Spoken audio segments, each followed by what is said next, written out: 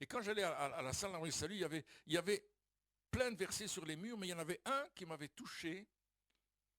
Et celui-là, c'était Dieu est amour. Trois mots, Dieu est amour. Et dans ces trois mots, ces trois mots parlent de Dieu. Parce que Yahvé, en hébreu, c'est est, je suis, donc il est. Dieu, je suis, et Dieu, c'est l'amour. Donc amour. Dieu, Dieu, Dieu. Dieu est amour. Et quand je voyais ça, je dis, waouh!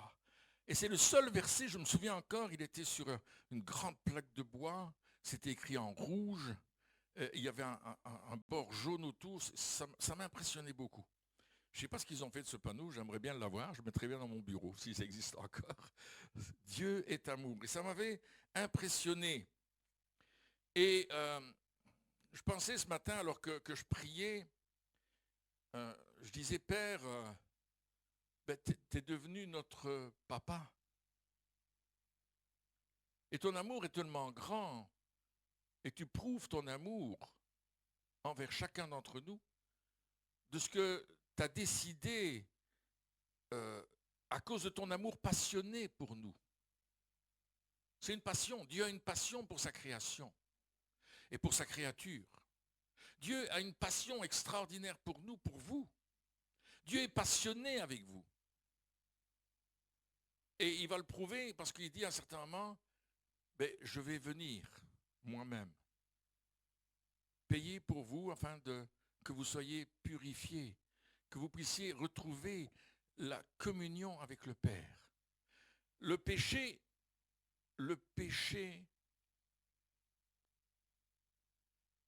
nous prive de la communion avec le Père.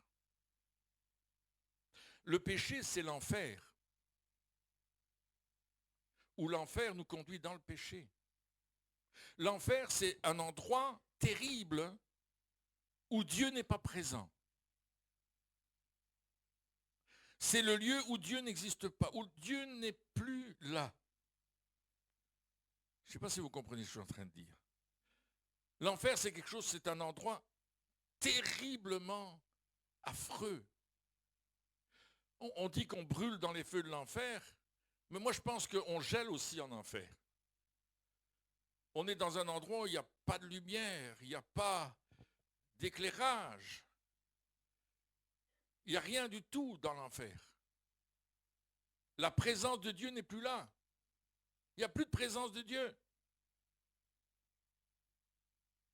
Notre sœur Kessie, vous connaissez la prophétesse Kessie du Québec, elle est morte et elle est allée en enfer.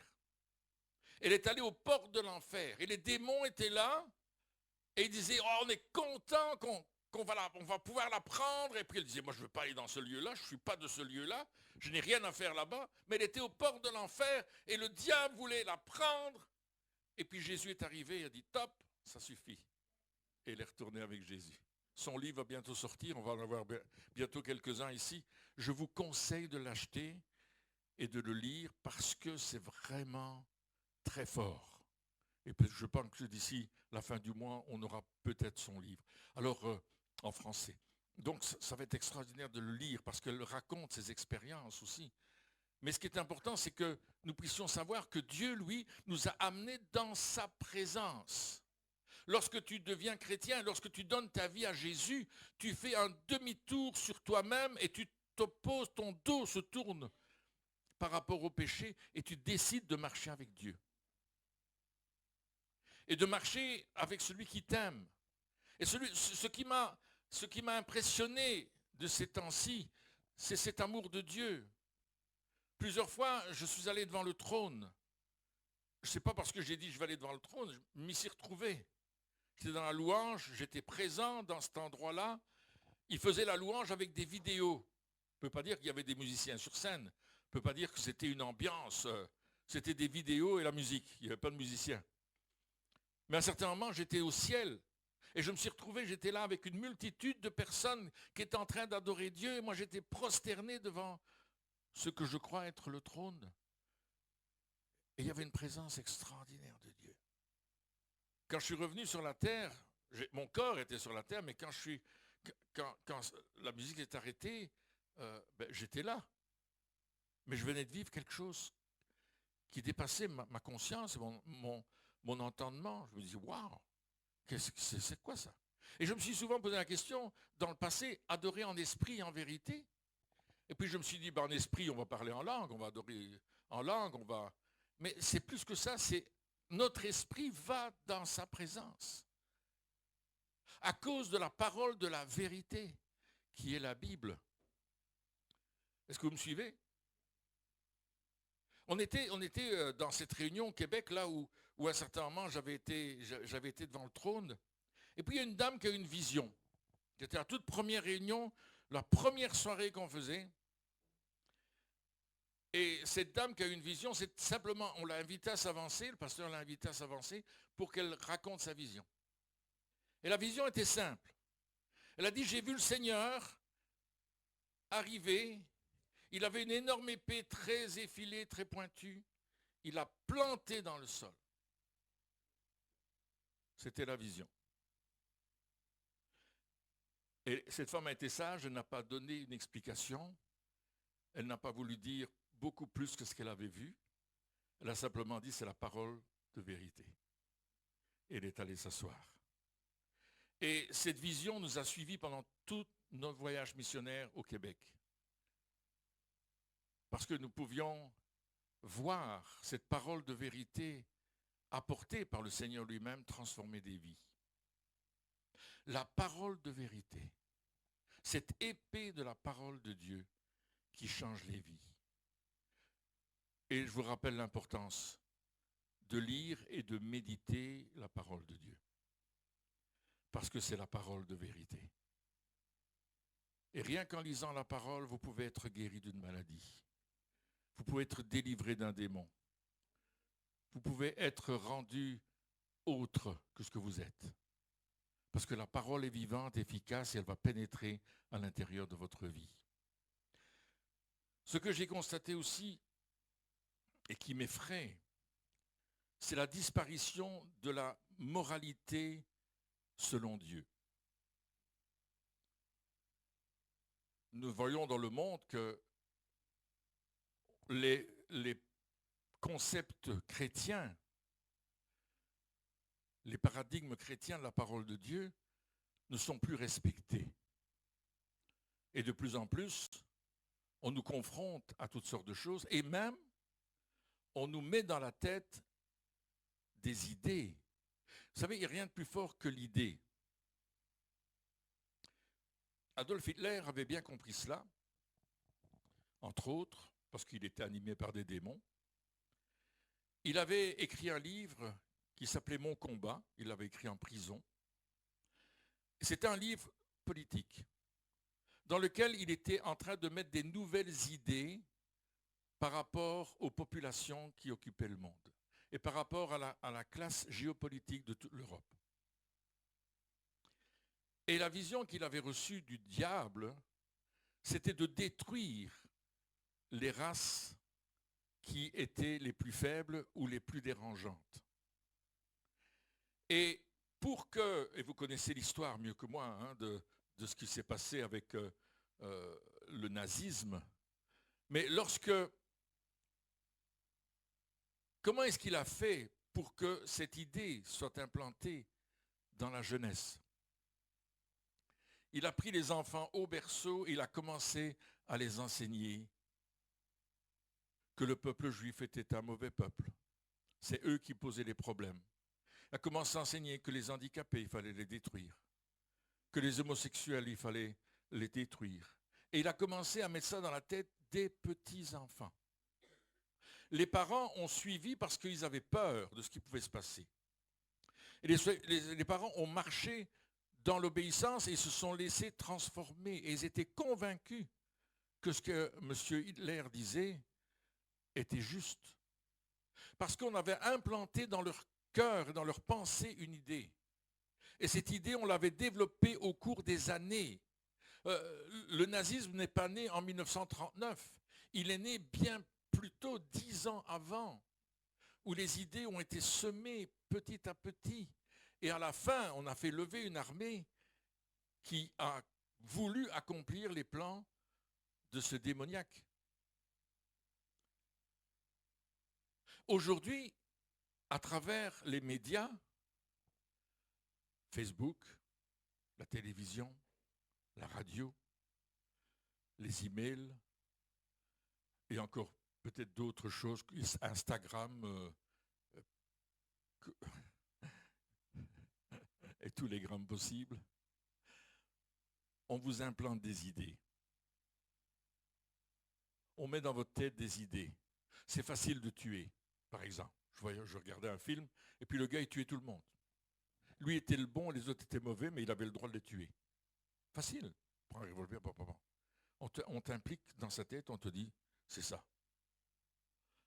On te montre des scènes dans les films où on commet l'adultère et les gens sont heureux de le commettre, où il y a la promiscuité, il y a toutes sortes de choses mauvaises qui sont là, et on nous les présente, et nous on les regarde. Et ça pénètre notre subconscient. Les psychologues connaissent ça très bien.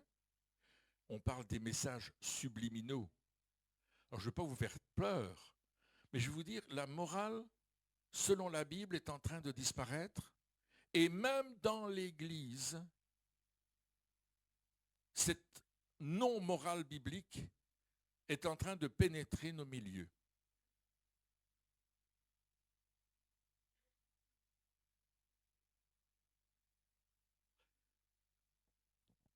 Jésus a dit ceci dans Matthieu chapitre 24 et au verset 37. Ce qui arriva du temps de Noé arrivera de même à l'avènement du Fils de l'homme. Alors, il est en train de nous dire, il y a quelque chose qui s'est passé il y a des siècles auparavant.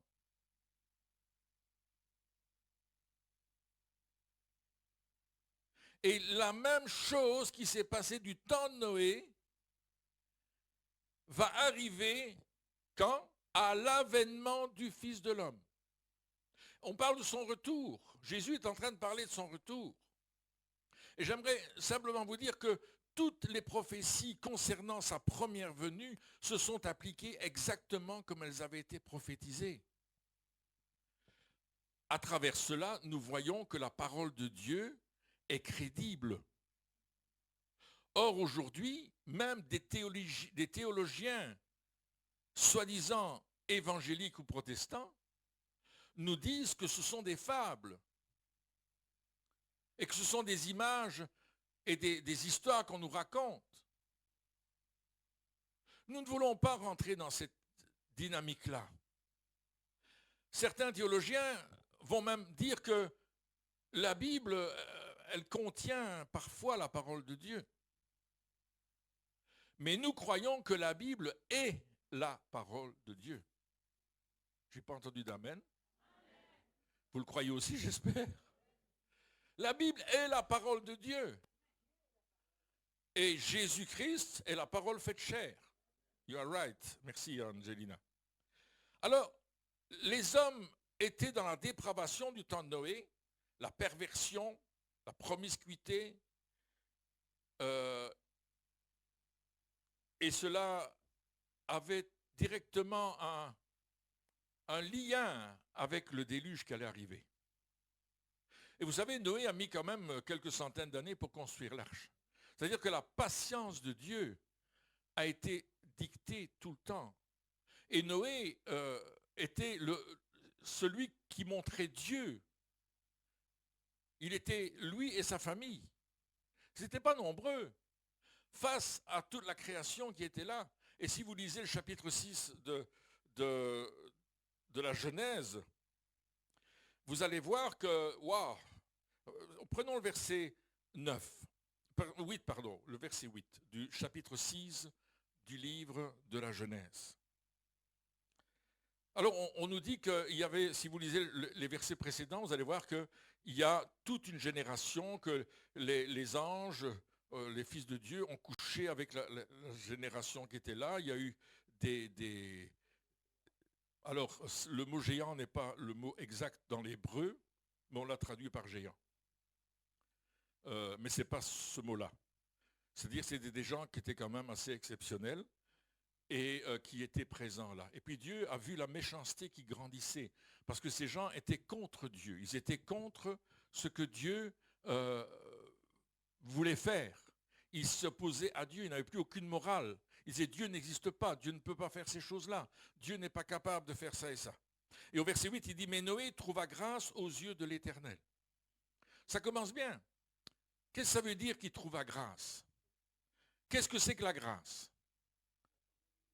C'est une faveur imméritée. Tu as bien répondu, Christian. Il ne méritait pas. Ce n'est pas parce qu'il était meilleur que les autres. C'est parce que Dieu lui a fait faveur. Est-ce que vous comprenez la différence?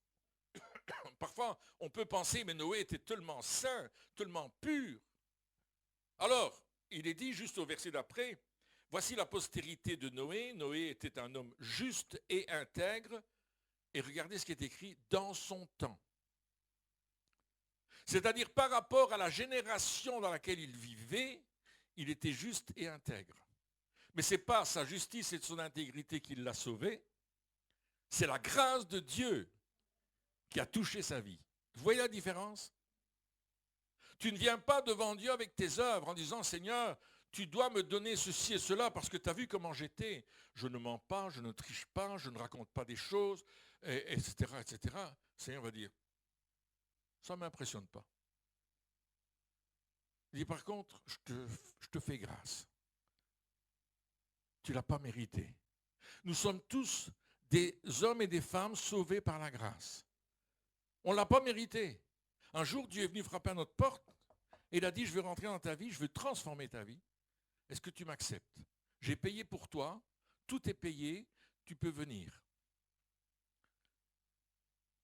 Alors, c'est comme la fois passée, quand j'étais au Canada, à un certain moment, on m'a dit, tu peux aller chercher la voiture qui est à l'aéroport, elle est pour toi.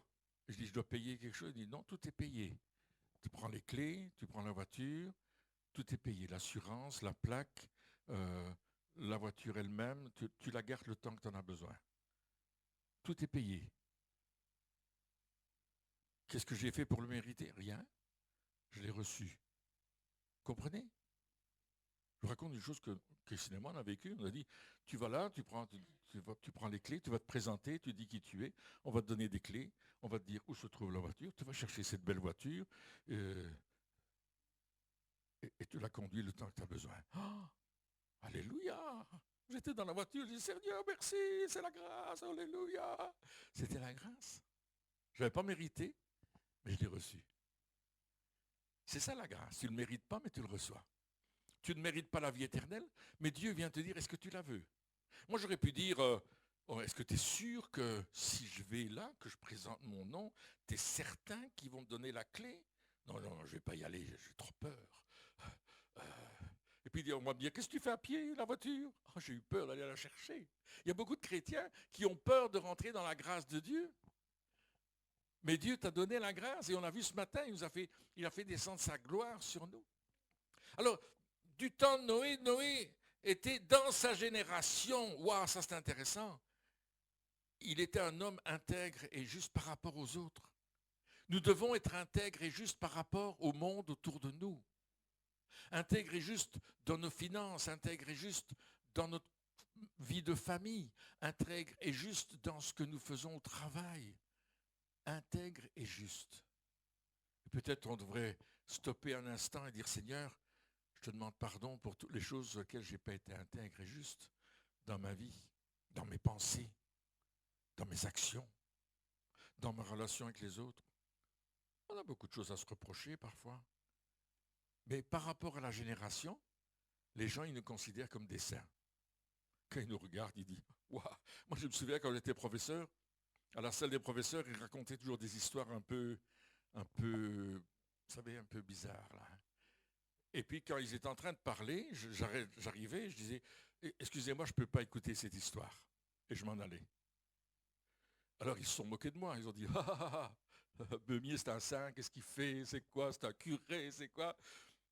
Mais les fois d'après, quand j'arrivais à la salle des professeurs, ils étaient en train de raconter cette histoire, ils disaient, Beumier est là, on ne raconte plus d'histoire. Ou tu es un influenceur ou tu es un influencé, mais tu choisis. Amen.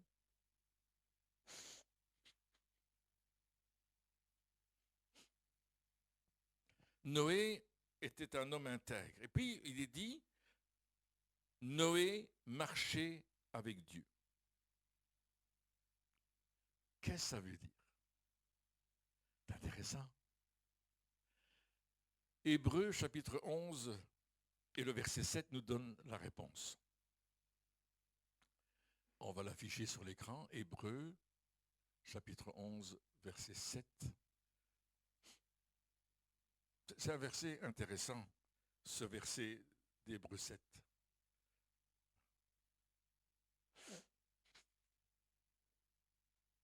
C'est par la foi que Noé, divinement averti des choses qu'on ne voyait pas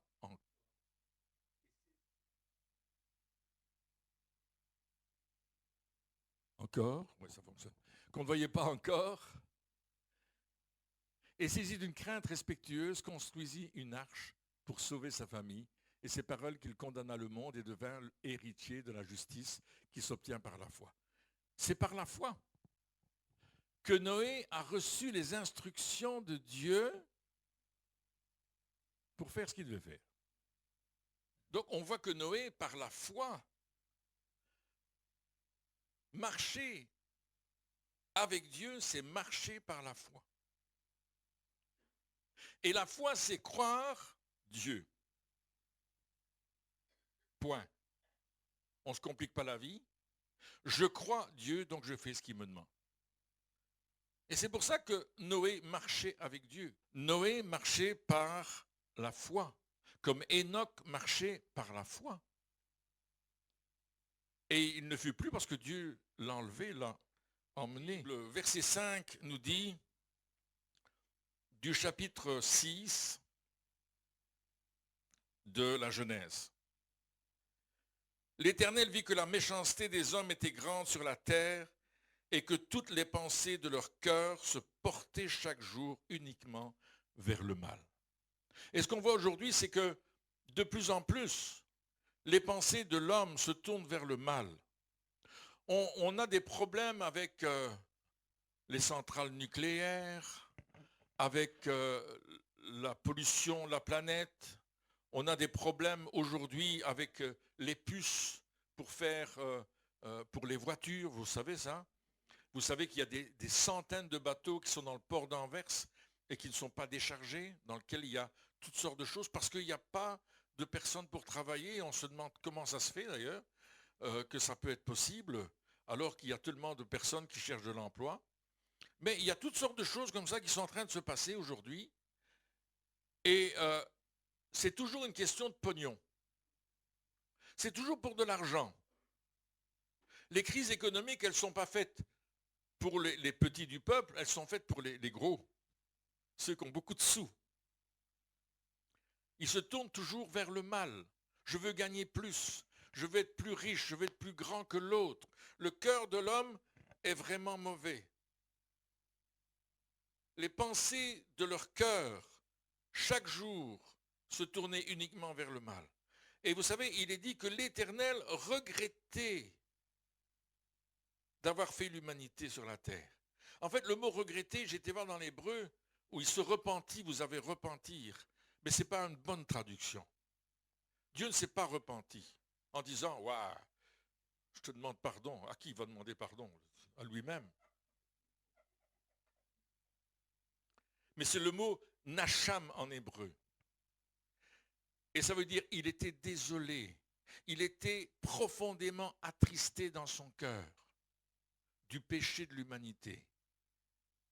Et ça nous montre une chose, c'est que lorsque nous péchons contre Dieu et contre sa parole, aujourd'hui je parle, lorsque nous commettons un péché, et nous savons que ce n'est pas juste ce que nous faisons, chacun a sa conscience pour lui, hein, mais ça nous montre et ça nous démontre que nos péchés affectent le cœur de Dieu. C'est pourquoi la moralité du monde est en train d'essayer d'investir la moralité de l'Église. Au niveau du mariage. Le mariage n'est plus une alliance. Nous, on considère que le mariage est une alliance, mais le monde Mariage, c'est pas une alliance, c'est un contrat. On signe un contrat, mais on ne fait pas une alliance. Or, Dieu, ce qu'il a dit, que le mariage était une alliance. Alors, on ne s'entend plus, on divorce. Very easy today. C'est très facile aujourd'hui. Si tu as un peu de sous, tu vas voir l'avocat, et tu dis je veux divorcer, clac, tu divorces. Mais comment ça se fait que les gens ils divorcent tant maintenant? Tu vois toutes les vedettes de cinéma. Hein? Si tu suis les cancans des vedettes de cinéma, il y a des gens qui peuvent me dire, oh, lui il était marié 3 fois, lui 5 fois. Ah ouais, il se divorce, il se marie, il se divorce, il se marie, il se divorce. C'est un jeu. C'est venu dans l'église. Un jour, une jeune fille a posé la question au pasteur, j'aimerais bien me marier, mais si je ne m'entends pas, est-ce que je peux divorcer? Elle n'était même pas fiancée avec le gars, qu'elle avait déjà prévu de divorcer avec lui avant de la marier. Mazek, qu'est-ce que ça veut dire, ça? C'est une nouvelle moralité. Mais oui, c'est une nouvelle moralité. Pourquoi pas, tout compte fait? Et puis maintenant, on couche avant le mariage. C'est normal, on doit essayer la chaussure. Hein? Ah, tu rigoles? C'est ce que les gens disent. Hein? Tu ne vas pas acheter une chaussure sans l'essayer. Compare sa femme, sa future femme à une chaussure. On l'a dit, mets-le dans la boîte seulement. Achète le cirage après pour la frotter. Mais tu t'imagines un peu, la moralité du monde vient dans l'église et les gens pensent la même chose. Moi, je connais plein de gens, chrétiens, qui pensent la même chose. Pasteur, est-ce qu'on peut divorcer quand même? Je pense que non, mais moi, je ne vais pas le faire à ta place, c'est toi qui décides. Hein? Moi, je te déconseille, mais toi, tu choisis ce que tu veux. Je dis, mais moi, ce que je dis aux jeunes gens aujourd'hui, faites attention à qui vous épousez. Et aux gens qui veulent se remarier, faites attention à qui vous allez réépouser. J'ai connu des gens qui retombaient dans le même piège. Ils se remariaient, et puis c'était pas le même bonhomme, mais c'était la même chose. Il avait changé de forme, c'était plus mince, plus beau, il parlait mieux, mais il faisait les mêmes conneries. Pardon, bêtises. La moralité chrétienne, mes amis, ça nous concerne, nous. N'est-ce pas? Et Pierre, dans la deuxième épître de l'apôtre Pierre, au chapitre 3, et à partir du verset 1, nous avons un texte hyper intéressant. Où Pierre va avertir ses bien-aimés.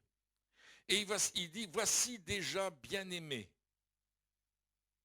Je vais sauter un peu plus loin. Donc il parle de 2 lettres qu'il a envoyées. Je cherche à éveiller par des avertissements votre saine intelligence. Je cherche à éveiller par des avertissements votre saine intelligence. Qu'est-ce que ça veut dire une saine intelligence? Vous êtes posé la question? Vous voulez savoir la réponse? Je vais vous la donner. Le terme grec, c'est eilikrines. Ça veut dire une intelligence sincère, non souillée, trouvée pure lors d'un examen dans le soleil. Ça veut dire que Jésus est le soleil, n'oubliez pas. Et quand nous allons apparaître devant lui, notre saine intelligence va être examinée. Hello, vous êtes là?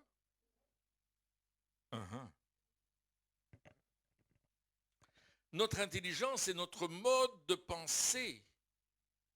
Alors on continue, afin que, premièrement, vous vous souveniez de quoi? Des choses annoncées d'avance par les saints prophètes. Si tu ne lis jamais les prophètes de la Bible, si tu ne les étudies pas, si tu ne médites pas, tu ne sauras jamais les choses annoncées d'avance par les saints prophètes. Or, les prophètes, Jérémie, Ésaïe, Ézéchiel, Amos, etc., nous parlent de ce qui va arriver aujourd'hui, dans le temps présent. On doit sonder les Écritures pour être prêt, pour avoir une saine intelligence. Deuxièmement, du commandement du Seigneur et Sauveur, verset 3.3, enseigné par vos apôtres. Ça veut dire que je vais aussi lire les évangiles dans lesquels Jésus me donne ses enseignements. Et je vais lire les épîtres parce que les apôtres me donnent des enseignements. J'ai besoin de m'accrocher aujourd'hui plus que jamais à la parole de Dieu. Nous pouvons vivre des temps comme nous avons vécu tout à l'heure, où la gloire de Dieu descend sur nous.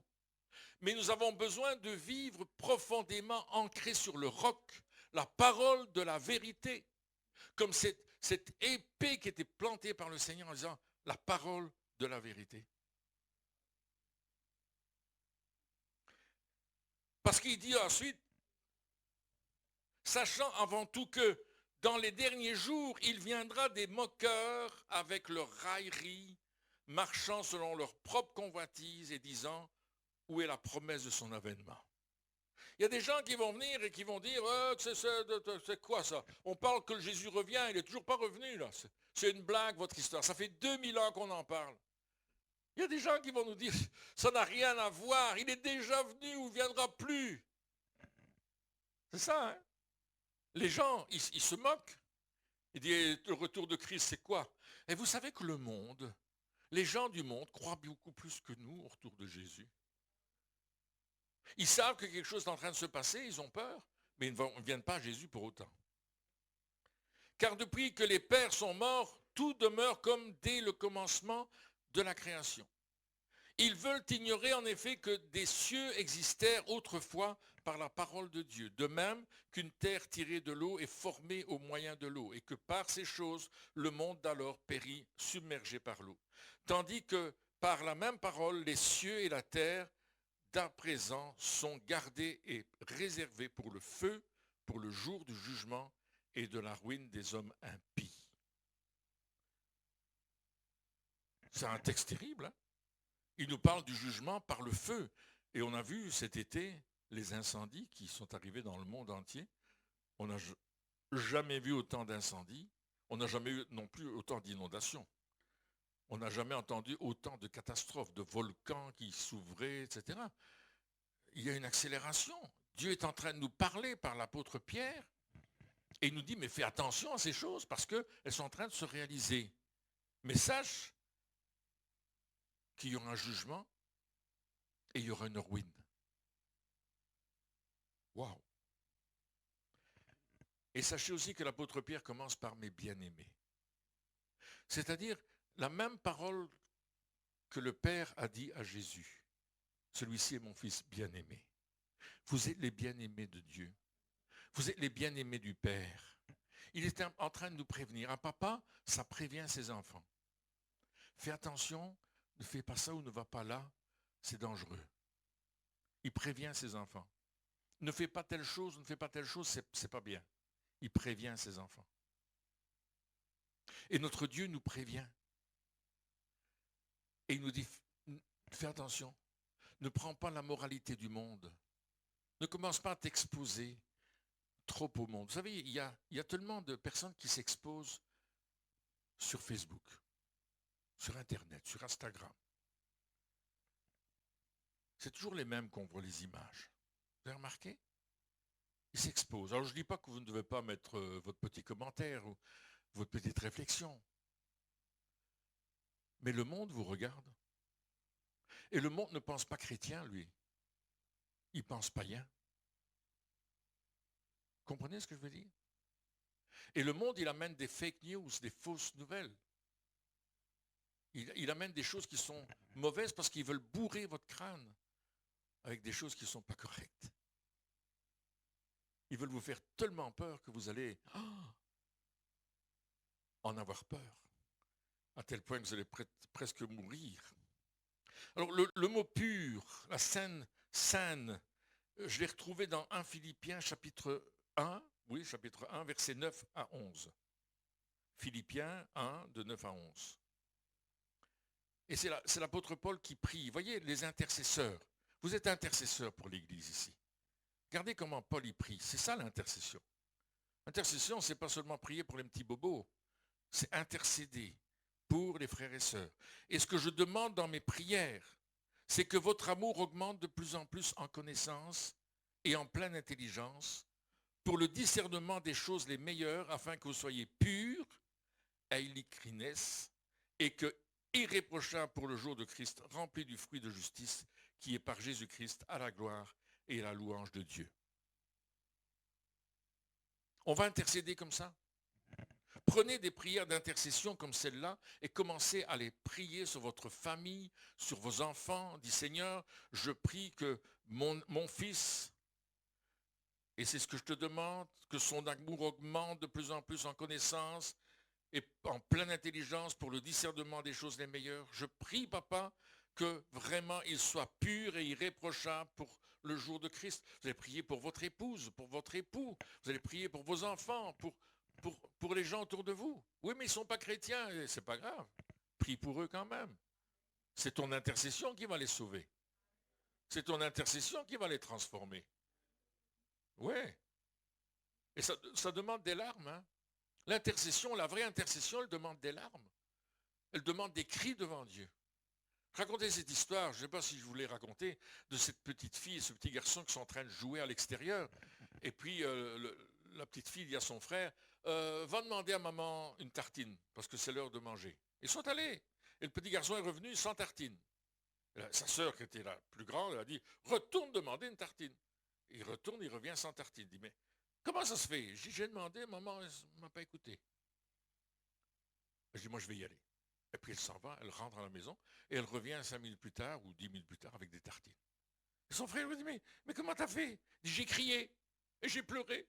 Je veux une tartine! Ah! Un intercesseur, c'est ce qu'il va faire. Pas simplement, je reçois ma petite prière sur mon téléphone. Ah, il faut prier pour un tel qui a ceci. Seigneur, je prie pour lui. Amen. Don't do that, fais pas ça. Commence à dire, Seigneur, comment est-ce que je peux prier pour ce sujet de prière? Comment est-ce que je peux intercéder pour cette personne? Qu'est-ce que je dois vraiment demander? Qu'est-ce que tu veux que moi je demande? Et là, tu te mets en relation avec le Saint-Esprit et tu reçois une information et le Saint-Esprit va peut-être te dire de faire quelque chose que tu n'as pas pensé. C'est comme quand j'ai prié pour cet homme. Vous vous souvenez, hein? L'homme qui avait mal à l'estomac, qui me demande la prière. Et puis je dis, Saint-Esprit, qu'est-ce que je dois faire? Et le Saint-Esprit me dit, prie pour sa tête. Alors entre l'estomac et la tête, il y a quand même facilement 40 cm, ou peut-être un peu plus. Donc j'ai pris sa tête dans mes mains, j'ai prié pour sa tête, j'ai appelé la guérison sur sa tête, et puis je lui ai dit, allez vous asseoir. Puis lui s'est dit, ce pasteur, il est fou, prie pour ma tête. Mais le lendemain matin, il était guéri de sa tête, dont il prenait des médicaments pour le soigner pendant plus de 10 ans. Et Dieu l'avait guéri. Donc demande à Dieu ce que tu dois faire, pas ce qu'il veut que tu fasses. Comme ça, vous savez, on a des habitudes, hein? Mais tu vas lui demander ce que lui pense que tu dois faire. Pas ce que tu penses qu'il faut faire. Et ça, c'est ta relation avec Dieu qui est tous les jours, à tous les moments de ta journée. Alors, le but de ce que Pierre nous a dit, c'est de nous réveiller, de réveiller notre intelligence, de réveiller notre connaissance, de réveiller notre relation avec Dieu. C'est lorsque le peuple de Dieu est réveillé qu'il commence à vivre dans la moralité du ciel. Amen. Et c'est ce que Dieu nous demande. D'abord, il nous rappelle, je reprends ce que j'ai dit tout à l'heure, de l'importance de ce que les prophètes annoncent. First. Deuxièmement, les commandements du Seigneur. Et ça, c'est les 4 évangiles. Lisez-les, relisez-les, relisez-les et relisez-les encore. On n'a jamais fini de les lire. Puis l'enseignement des apôtres. Et je ne te demande pas de le lire pour quelqu'un d'autre. Lis-le pour toi. Laisse-le travailler ton cœur, ton intelligence, ton esprit. Et puis il nous parle de la puissance créatrice de Dieu. Il a créé le monde. La puissance créatrice de la parole de Dieu. La puissance créatrice de tes paroles. Ou destructrice de tes paroles. Quand tu parles mal de quelque chose, de toi-même. Oh, je suis vraiment pas capable. Oh, je suis vraiment bête. Tu es en train de te condamner? Pourquoi tu fais ça? Commence à parler autrement. Je suis un enfant de Dieu. Je vais trouver la solution. Il m'avait envoyé quelqu'un qui va trouver la solution pour moi. Alléluia. Amen. On a besoin de ça. Mais il nous parle aussi du jugement. Pierre nous parle du jugement. Il y a un jugement qui arrive. Jésus va nous enlever, nous en tant qu'épouse. Mais l'épouse, il ne vient pas chercher l'église, il vient chercher l'épouse. Et l'épouse, il ne vient pas chercher une dénomination, il ne vient pas chercher un iste, catholique, protestant, pentecôtiste, adventiste. Il n'y a pas de iste là. Il va simplement prendre l'épouse, c'est-à-dire ceux qui sont dans la parole, remplis du Saint-Esprit et qui marchent avec Dieu en sachant qu'ils ont été graciés, qu'ils ont été pardonnés, qu'ils ont été purifiés. Voyez-vous, notre ami Noé a dû travailler dur pour construire l'arche. Est-ce que c'est vrai? Il n'a pas construit comme ça avec une baguette magique qui dit que les planches se mettent toutes seules. Non, non. Il a dû construire l'arche, chercher du bois, couper du bois, commencer à monter, à faire des planches. Il a dû inventer des choses pour bien comprendre. Il a dû écouter ce que Dieu lui disait. Des machines pour élever les planches, les poutrelles. Vous savez, c'est lourd une poutrelle. Hein, même si Noé était costaud, il n'a pas pu le faire tout seul. Vous savez, l'apôtre Jean, à un certain moment, je vais essayer de trouver ça dans 1 Jean 2, il nous dit de ne pas aimer le monde, ni les choses qui sont dans le monde. 1 Jean 2, verset 14. Donc, première épître de Jean, chapitre 2, verset 14 à 19. Il dit, je vous écris, Père, parce que vous avez connu celui qui est dès le commencement. Je vous ai écrit, jeunes gens, parce que vous êtes forts et que la parole de Dieu demeure en vous. Il y a toutes sortes de bonnes choses à comprendre. Hein. On est fort quand la parole de Dieu demeure en vous. Et que vous avez vaincu le malin. Ils ne sont pas restés sous la domination des esprits mauvais et du diable. Ils l'ont vaincu. N'aimez point le monde ni les choses qui sont dans le monde. Si quelqu'un aime le monde, et quand il parle du monde, il parle de la pensée du monde, il parle de la manière de vivre, de la moralité du monde. L'amour du Père n'est point en lui, car tout ce qui est dans le monde, la convoitise de la chair, la convoitise des yeux, l'orgueil de la vie, rien que ces 3 points-là, convoitise de la chair, convoitise des yeux, l'orgueil de la vie, moi je suis mieux que toi, je suis plus grand, j'en connais plus, je suis plus fort. Même dans l'Église, il y a ces attitudes-là qui ne sont pas justes, n'est-ce pas? Ne vient point du Père, mais vient du monde.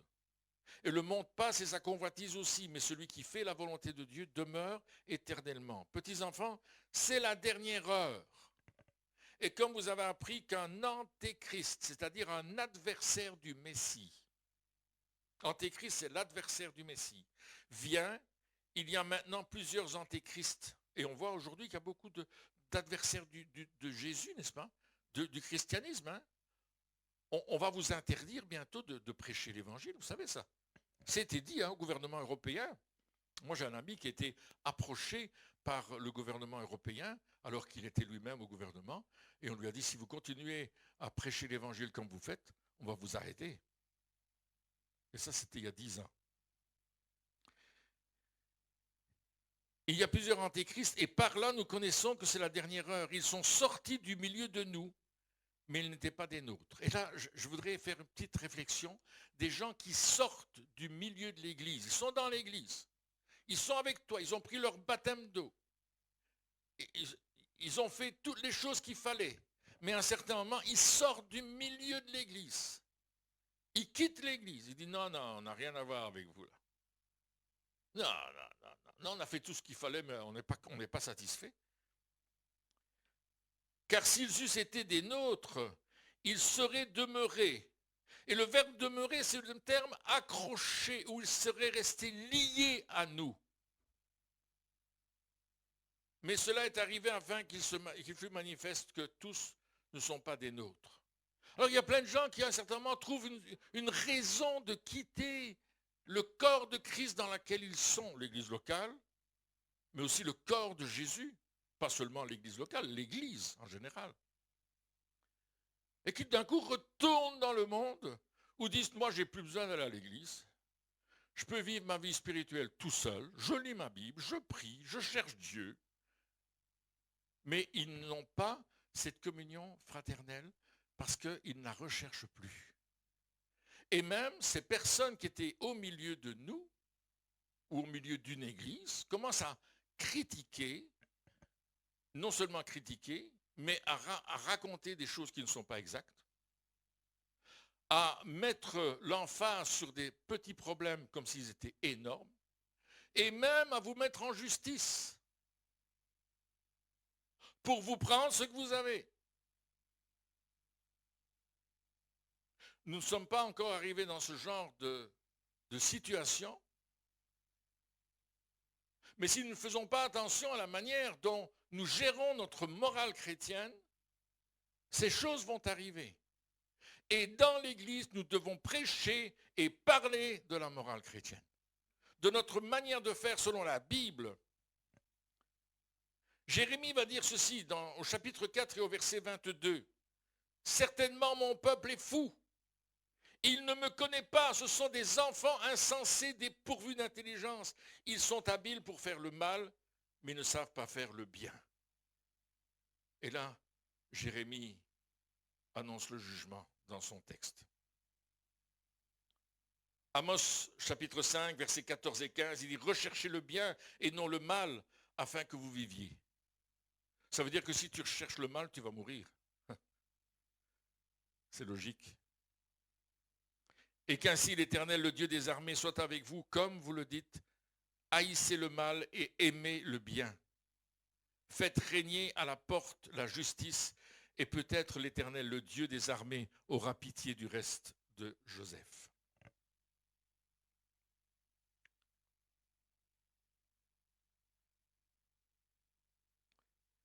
Et il y a encore beaucoup de choses à dire. Mais écoutons les enseignements de Jésus, les enseignements du royaume de Dieu. Jésus a dit que la porte était étroite.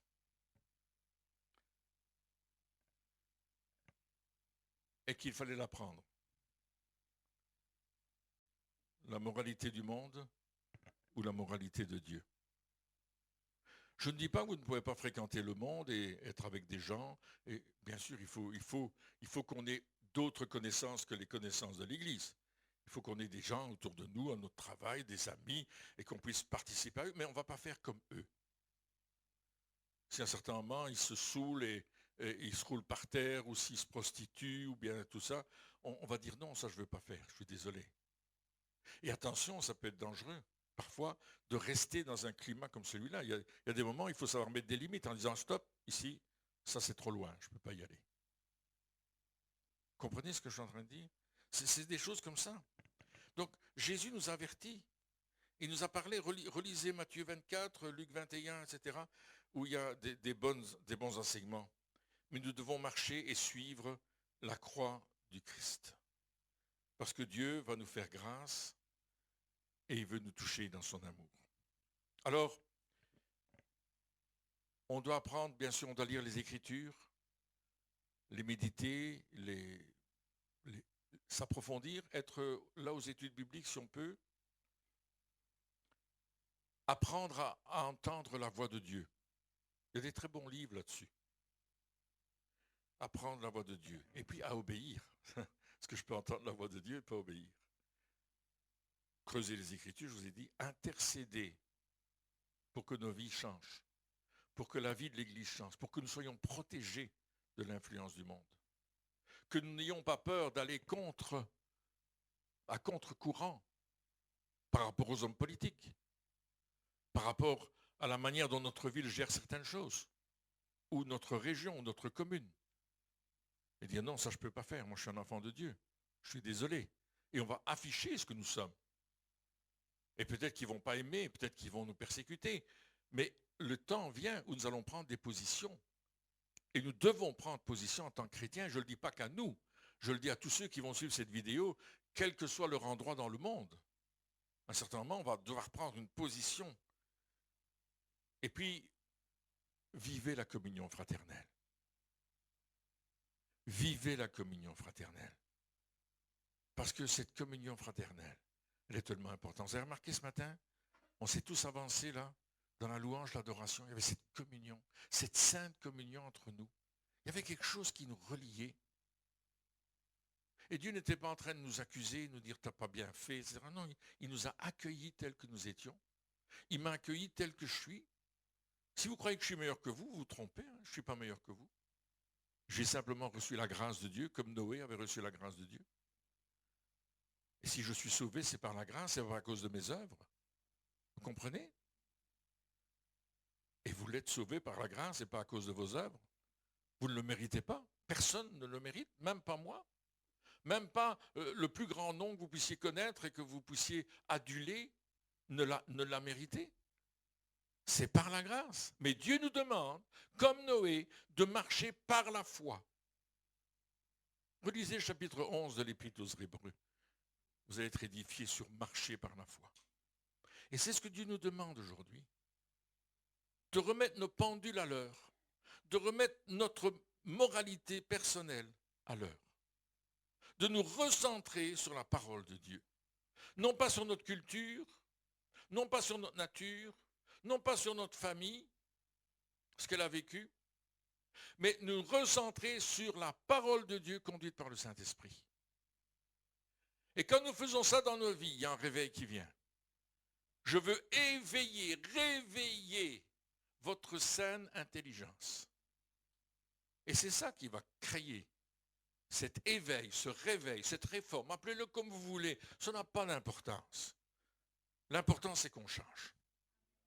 L'important, c'est qu'on comprenne que le royaume nous est ouvert et que Dieu nous y attend. Nous allons prier. Levons-nous pour prier, si vous voulez bien.